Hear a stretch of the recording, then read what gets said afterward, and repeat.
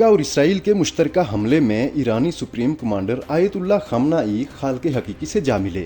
آیت اللہ خامنائی کون تھے، کہاں سے آغاز کیا، کون سی منازل طے کرتے ہوئے ایران کی طاقتور ترین شخصیت بنے۔ 86 سالہ خامنائی کی زندگی پر نظر ڈالتے ہیں آج کی اس ویڈیو میں۔ علی خامنائی 1939 میں ایران کے شہر مشہد میں ایک مقامی مذہبی عالم جواد خامنائی کے گھر پیدا ہوئے۔ وہ نسبتاً سادہ اور غربت سے قریب حالات میں پلے بڑھے اور اپنے بہن بھائیوں میں دوسرے نمبر پر تھے۔ ابتدائی دینی تعلیم مشہد کے ایک مدرسے سے حاصل کی، بعد ازاں عراق کے شہر نجف جا کر فقہ کی اعلیٰ تعلیم مکمل کی، جہاں وہ آیت اللہ روح اللہ خمینی کے شاگرد رہے۔ خامنائی کی شاعری اور ادب سے دلچسپی ان کی عوامی شناخت کا اہم پہلو رہی۔ وہ تقاریر میں اشعار پڑھتے اور مشاعروں کی میزبانی کرتے تھے، جہاں حکومت نواز شعراء اپنا کلام پیش کرتے۔ مذہبی علماء میں ادب اور باغبانی جیسے ذوق کے لیے غیر معمولی سمجھے جاتے تھے۔ بطور رہبر اعلیٰ خامنائی ایرانی ریاست کے طاقتور ترین مراکز میں شمار ہوتے رہے۔ انہیں ہر حکومتی معاملے میں ویٹو کا اختیار حاصل تھا، ساتھ ہی وہ کسی بھی عوامی عہدے کے امیدوار کے انتخاب پر اثر انداز ہو سکتے تھے۔ ریاست کے سربراہ اور مسلح افواج کے کمانڈر ان چیف کی حیثیت سے انہیں ایران کا سب سے طاقتور فرد سمجھا جاتا تھا۔ وہ شاذ و نادر ہی بیرون ملک جاتے اور تہران کے وسط میں واقع ایک کمپاؤنڈ میں اپنی اہلیہ کے ساتھ سادہ زندگی گزارتے تھے۔ 1960 اور 1970 کی دہائی میں خامنائی شاہ ایران کے خلاف احتجاجی تحریکوں میں سرگرم رہے اور جلا وطنی میں موجود آیت اللہ خمینی کے سخت حامی تھے۔ اس دوران وہ کئی برس روپوش رہے، جیل بھی گئے۔ شاہ کی خفیہ پولیس نے انہیں 6 مرتبہ گرفتار کیا اور تشدد کا نشانہ بنایا۔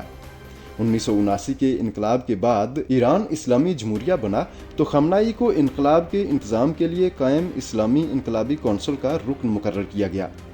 1981 میں وہ 95% ووٹ لے کر صدر منتخب ہوئے، حالانکہ اس سے 2 ماہ قبل ایک قاتلانہ حملے میں شدید زخمی بھی ہو چکے تھے، جس کے نتیجے میں ان کا دایاں بازو ناکارہ ہو گیا۔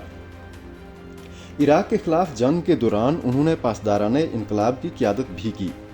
1989 میں آیت اللہ خمینی کی وفات کے بعد 88 رکنی اسمبلی آف ایکسپرٹس نے خامنائی کو سپریم لیڈر منتخب کیا۔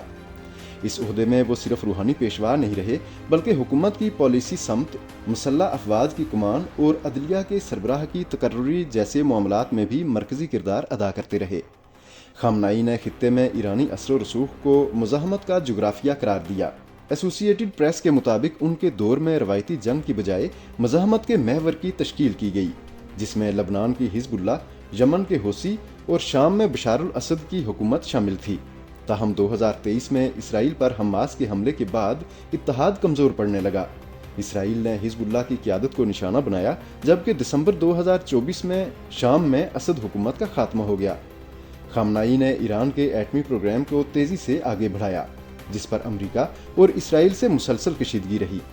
2018 میں ٹرمپ کے ایٹمی معاہدے سے نکلنے کے بعد ایران نے یورینیم کی افزودگی ہتھیاروں کے درجے کے قریب تک پہنچا دی۔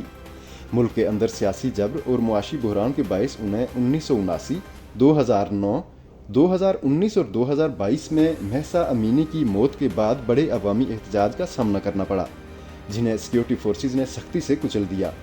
دسمبر 2025 کے اواخر میں 9 کروڑ آبادی والے ایران میں ایک بار پھر شدید معاشی مظاہرے شروع ہوئے، جن میں کھلے عام اسلامی جمہوریہ کے خاتمے کے مطالبات سامنے آئے، مگر جلد ہی ان پر قابو پا لیا گیا۔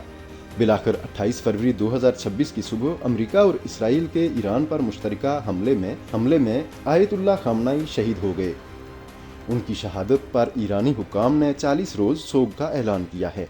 ویڈیو پسند آئی ہے تو لائک اور شیئر کر دیں، اور مزید ایسی ویڈیوز کے لیے PZ پرائم سبسکرائب کر لیں۔